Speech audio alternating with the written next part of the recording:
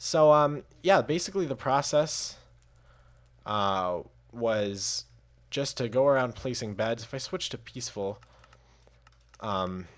geez, missed it a couple times there, but oops, fell down a rut. That's life, you know. Okay, if you place a bed and just right click, bam, it'll blow up, and as you can see, got the bed back. There's a chance it'll land in the fire, a pretty high chance because it creates lots and lots of fire every time you do this. But if you're lucky enough, you'll get it back. The annoying part is having to deal with this fire all the time.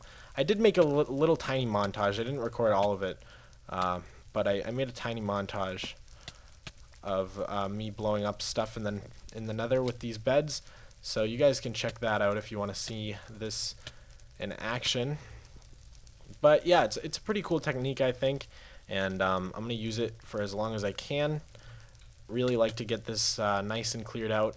I did make a perimeter, and it's my long-term goal to complete the perimeter. I'm also going to need a lot of half slabs for caves and stuff, and parts that I'm not going to end up blowing up.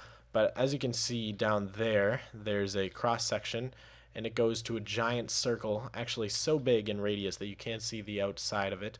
But it's a 155 block radius circle, so in each direction it goes 155 blocks. And if I come down here, I can show you real quick. A little nervous about that. I have quite a few beds on me, but it's no problem if we lose a couple.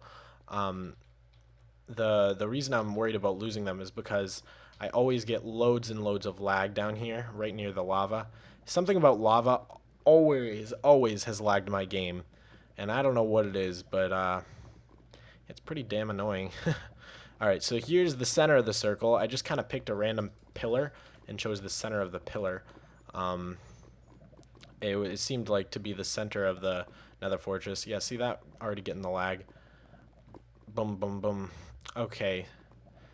Ugh. Yeah, see? And I'm just so afraid I'm just going to walk right off into lava. Blech. Okay. But now that we're safe-ish, so yeah, the process, like I was saying, you know, you just go around. Generally, I dig a hole. I don't really have a pick on me, but generally I dig a little hole, put a bed in it, and then blow it up, and just keep doing that all around. You got to be careful in case you fall into lava, like that. See, it blew up a bunch and it all went into lava. Got to be careful not to stand on things too closely. But yeah, right now I've just been going around working on it. I mean, this circle is pretty big, so it's just going to be lots and lots of accumulated work over time, and hopefully someday we'll have like a pretty nice farm going in here.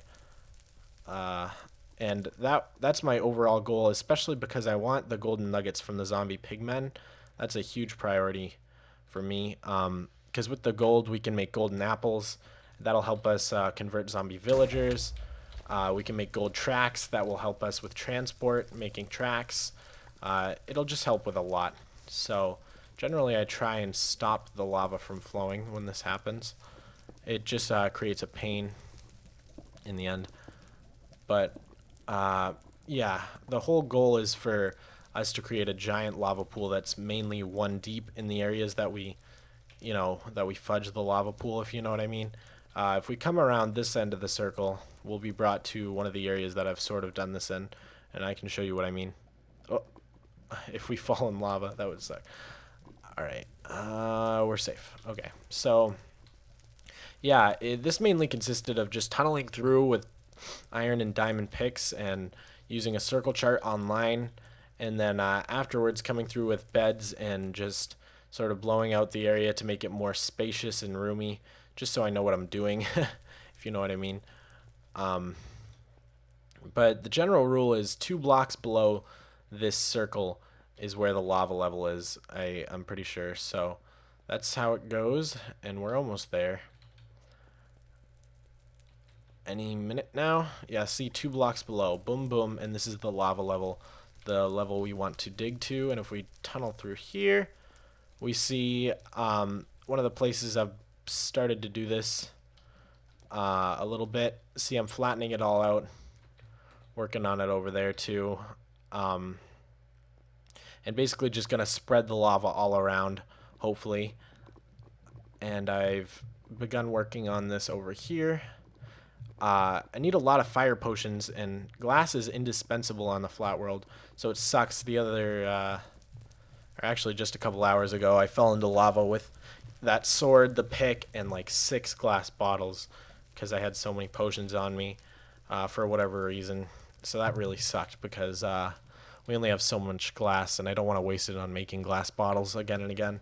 So that's why I never make splash potions unless I'm trying to heal my villagers or hurt something that I really need a potion for, I guess.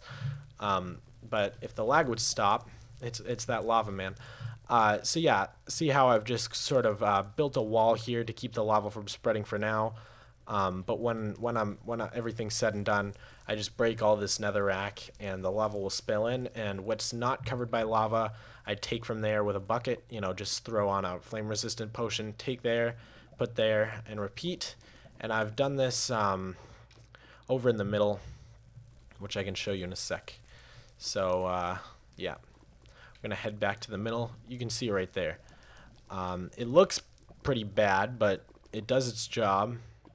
So I'm fine with it. Lava's not like water. You can't create source blocks. So in the end, the lava's got to come from somewhere, and it's not like I'm going to take from outside this circle.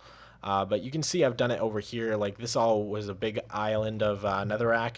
I destroyed it, made it 1 deep, and then, would just take lava from somewhere, place it there, and it would create, it would spread out, and I just did that a bunch of times. So that's been the general way of doing things. This is actually where I died. I was blowing things up with a bed, and somehow I came over here, and I thought this was the lava level because of this lava right here. So I was coming through here with beds, and I came into this area, and all of a sudden lava was on top of my head, and I just didn't have the reflexes to drink a potion before it all came down on my head. So yeah, that's where I lost the stuff, right in that hole. That was dumb. That was very dumb of me. But yeah, like I always say, you win some, you lose some. Alright, so if we hop up here, I just got a little tunnel going around. Not a tunnel, but a scaffold going around. And then I've dug out a staircase that you've already seen within this pillar, which I just use this to ascend to the top of my base. So now it's really a matter of just working on clearing more and more out, and at the same time starting to kill those enemies. I really haven't done much farming with it. I've just been doing more and more bed exploding while I watch videos and do other stuff like that. So but yeah, there was a whole huge chunk above here that I've taken out, that whole chunk over there. And I've done a lot of work on that island, which hopefully will be gone very soon. And same with all this. That, I don't know if you remember, was the netherrack here was like up to there, where on that pillar. And I've mainly eradicated all of it. It's hard because it gets scattered from all the explosions. So there's just like random floating pieces of netherrack like that everywhere. And they're all on fire. It makes for a pretty bizarre sight. Yeah, but there's just stuff like that, random scatters of floating nether brick that I'll have to clean up somehow. Just bridging around, I guess, and destroying it. It's a bit of a pain, but, whatever. It's all part of the fun. So yeah, now it's just a matter of, going to easy, hard, and whatever. And drinking some flame potions, putting on some armor, and hopefully getting a better sword than just this iron one, and beating up some wither skeletons, and hopefully we can get some wither skulls soon. I haven't gotten one yet. I was hoping maybe we could get one this video. But yeah, hopefully next episode, I'm definitely crossing my fingers. I want to have a wither fight next episode, so that should be pretty fun, hopefully. And I'm going to be rather ambitious. I'm going to take on a couple at once. So hopefully we can pull that off. Who knows, though. But yeah, this place over here looks pretty good for a farm. I know that these cross areas, like I said, the four-way intersections, I know them to be highly. There's a big box around them where I'm trying to draw it out for you. A big box around them where the wither skeletons and other mobs can spawn. And there's 1, 2, 3, 4 in a row, right like that. So potential for a really nice farm right here. Yeah, again, just lots of clearing out. But yeah, as I've contacted Cabo PC, he's developed a mod for this, and for checking the spawn areas of mobs in the Nether. So that's really cool. I'm probably gonna give that a try. Come on, guy. Yeah, I'm probably gonna give that a try, and maybe Cabo can help me out himself. That would be pretty cool. I just kind of like to look at this sometimes. Oh, it looks pretty cool with it all cleared out like that, and especially with all these fires going. I don't know why it just like twinkles. But yeah, actually for a while I was before I thought of the bed trick, I was actually considering just letting gas spawn and then running around having them blow up the environment for me. But that would have taken long and been pretty pathetic and annoying. So I'm very glad that I found out this bed trick, and it works so well. I'm not getting as good spawns now. We had like 8 wither skeletons before, and now I can't find any. Just a bunch of pigmen. Oh, magma cube. If we push these guys off, they'll die from fall damage, hopefully. Ow, ow. Don't want to fall off myself, though. Magma cubes. Don't see these guys too often, either. I like magma cubes. They're cool. As you guys know, I love my slimes. Just because they're part of the Flatworld. And I don't know if you guys noticed, but they're, my channel background and profile all contain it. And speaking of which, I encourage you guys to check out in the description below t-shirts, especially great for the Christmas season, hint hint. No, but if you are at all interested, if you're a big fan, which I'm sure there's 1 or 2 of you, I do have a t-shirt shop sort of open. It's got some really cool designs that I made. It's got, you know, the profile picture that I used, the little logo, and a few other designs. It's got a pink and purple, like a team pink and a team purple type of thing. So that's really cool. So yeah, if you guys are at all interested in that, go check it out. It'll be in the description, like I said. And yeah, maybe you guys will be interested in that. It's really cool. I don't actually make too much money off of them. In fact, you can add a commission price, but the shirts are already like, you know, $15 a pop, $11 to $20, somewhere in that range. So I didn't want to really increase it too much. So I don't make much money per t-shirt, which I'm fine with.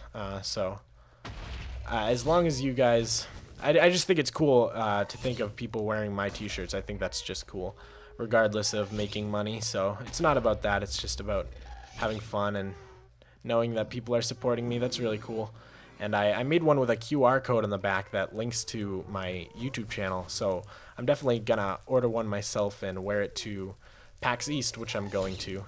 And yeah, if you see someone wearing a Mogswamp shirt, you'll recognize them. You'll say, hey, that's Mogswamp. I don't know if any of you are going to PAX East, the Penny Arcade Expo. But yeah, that should be fun. That's like in March or May, April. I don't know. One of those months.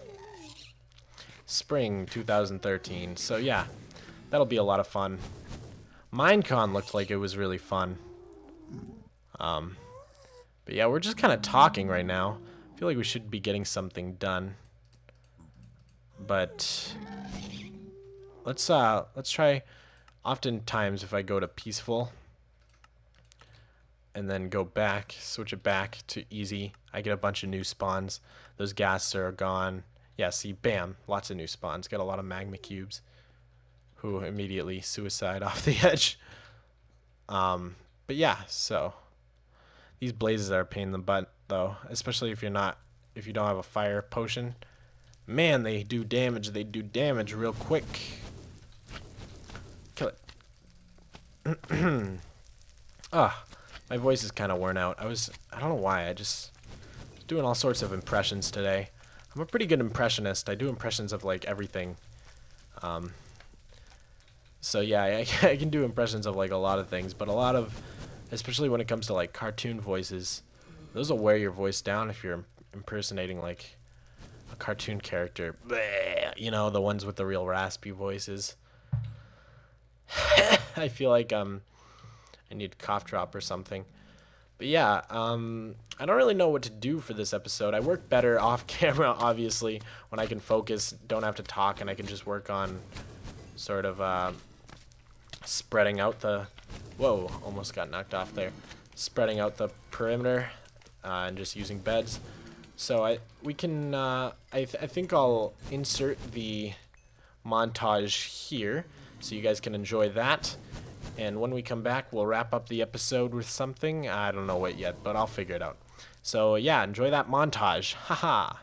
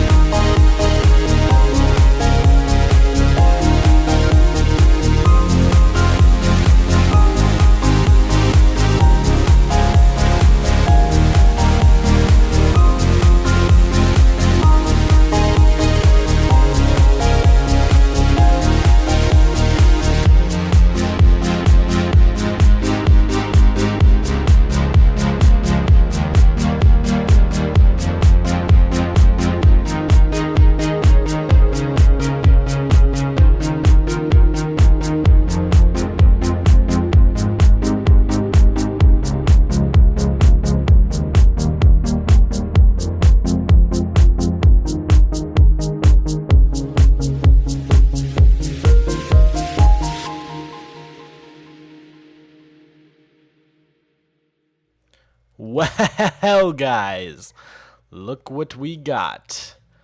Pretty nice, pretty nice. Now, I hope you enjoyed that montage. It was a little bit short, but I hope you liked it nonetheless. Music was by Approaching Nirvana. Check them out. Link is in the description. Totally buy their stuff. It's really great.